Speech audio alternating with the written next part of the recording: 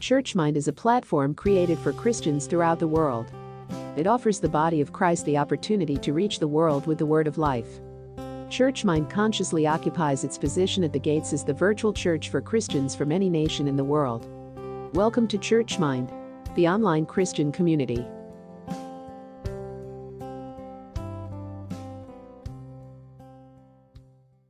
Open Heavens Devotional for 19th of January 2021. The topic for today's devotional is MCY, Family Ties. The memory verse is FRO the book of Luke chapter 14 verse 26. The Bible reading is from the book of Matthew chapter 10 verse 35 to 38. Here is the message FPR today's devotional. We ought to obey God rather than men according to the book of Acts chapter 5 verse 29. The letter F, in our equation for resistance in the mathematics of Christ in You, MCY, series that we started on January 11th, stands for family ties.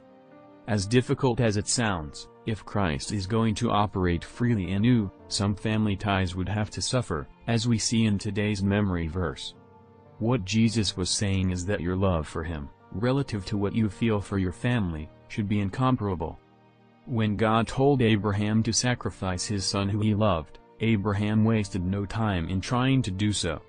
Of course, God only wanted to find out what Abraham's choice would be if he had to choose between him and his son. I once had a similar experience. As the youngest and only male child of my mother, I had a close relationship with her. Before I met Christ, I would always spend Christmas with her.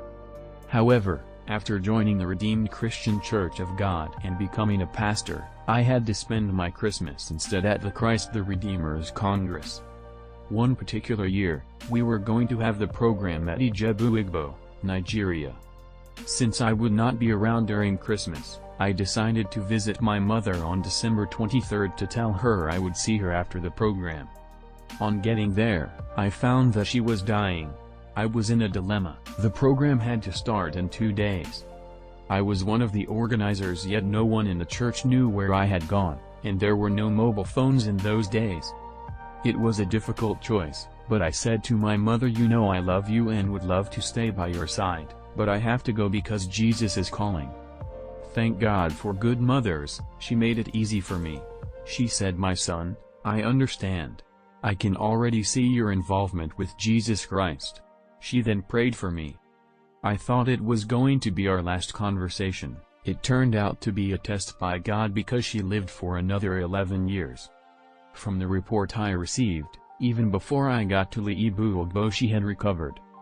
God wanted to find out who I would choose if I had to make a decision between Him and my mother who I loved so much. Nothing, not even family ties, should come between you and God.